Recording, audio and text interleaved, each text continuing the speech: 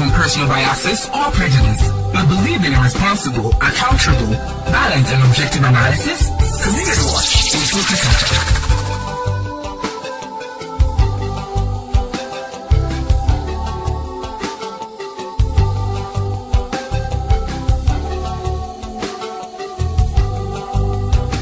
Focus FM, exploding the universe.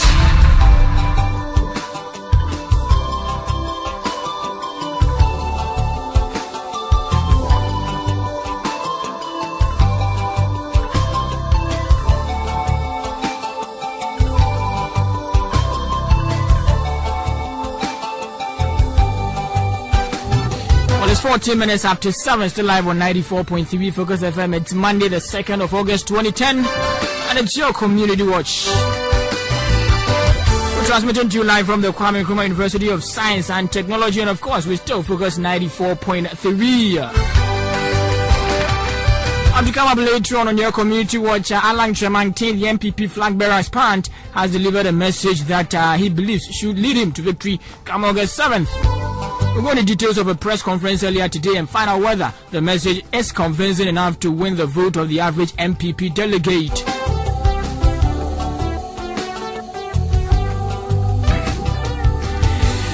I remember martin-kyere is a sole survivor of some 44 believed to have been massacred in Gambia some 5 years ago. If I remember correctly, it happened on the 23rd of July 2005. He's been released, or he has released a statement gratifying the NDC government for their commitment to this particular issue,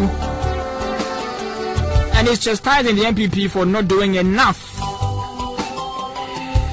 He says the MPP lacked commitment. He specifically mentions Nana-Addo-Dankwa-Akuffo-Addo as having treated him, as martin-kyere, as an outcast. I remember as well the joint UN ECOWAS investigation put the figure of the dead Ghanaians at 6. We'll get to martin-kyere to give details of why exactly he makes these allegations at this particular point in time. It's your Community Watch on Focus 94.3.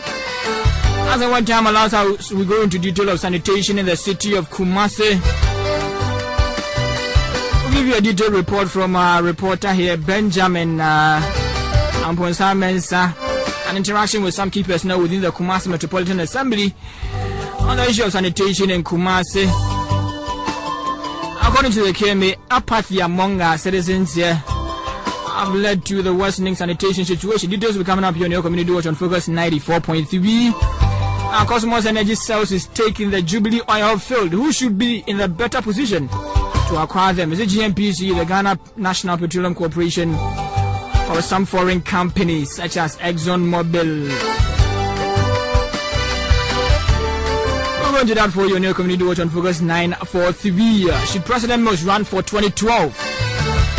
Tell us what you think. It's 1406. You type F, leave a space, and follow with your message. 16 minutes after 9, still on your Community Watch on Focus 94.3. Let's start off with some words of motivation from Jonas Asantua. And Jonas says that being content with what you have does not mean being complacent. Do not be jealous of what others have. Be content with what God has given you. You can do something about your situation, not by being jealous, but by believing in yourself and trusting God for a change. It's coming from Eunice Asantua of the English Department of the Kwame Nkrumah University of Science and Technology. Eunice is with us here at Focus 94.3, 17 minutes after 9 on your Community Watch. David Apinga joins us here with the latest in respect of a summary of what has taken place in the country. David, good evening. Good evening, Atta. How are you doing? I'm fine, David. By God's grace, how are you too? I'm kicking. I'm doing great. Okay, I can see that. What's happening in the news? Well, we start with politics, where the flag bearer and aspirant of the opposition New Patriotic Party, John-Alan-Kyeremanteng, has urged delegates of the party to vote for a candidate who would appeal to the larger Ghanaian public and not just the core supporters of the party. Now, according to him, he's better placed to lead the party given his dynamism, youthful exuberance, and the capacity to run a united Ghana. And he was speaking at the first ever media interaction since launching his campaign for the party's flag bearer position for the 2012 elections. Community Watch. And now, in relation to Dr. Nyaho Tamaklo, former ambassador to Serbia has stated that Alan's bid to contest flag bearership slot is inimical to his future political ambition to the New Patriotic Party. Now, he made this known when speaking to newsmen after John-alan-Kyeremanteng's encounter with the media, and he further stated that political stature of John-alan-Kyeremanteng is nowhere near Akuffo-Addo. He has therefore indicated that Alan has not got the experience in the legislature and winning national elections, as he's never been a member of parliament. Still in politics, President John-alan-Kyeremanteng has reaffirmed his determination to contest the 2012 elections, alluding to the achievements and success of his administration in its second year in office. And elated President Mills told metropolitan, municipal and district chief executives at the Castle Osu at the weekend, they were with the way we are performing come 2012 at Mills, I will lead you to another victory, said Atamil. So, what do you make of this one? Atamil says he wants to contest again in the 2012 election. Well, he's incumbent, so you can't say much about that. Okay, we still in politics.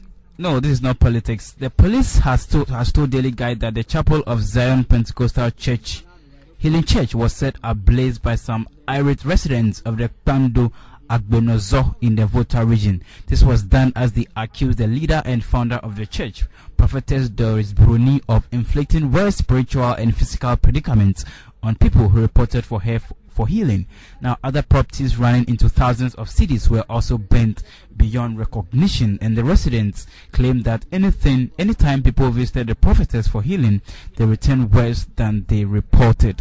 And still in the vandalism with the church issue, coming back to Kumasi, church leaders in the Ashtown branch of the Salvation Army Church in Kumasi were held hostage on Sunday morning when angry youth of the church were berserk over lack of accountability on the part of the leaders. Now, the incensed youth who stormed the church premises in the morning locked the entrances to the church, thus preventing the smooth running of the church service.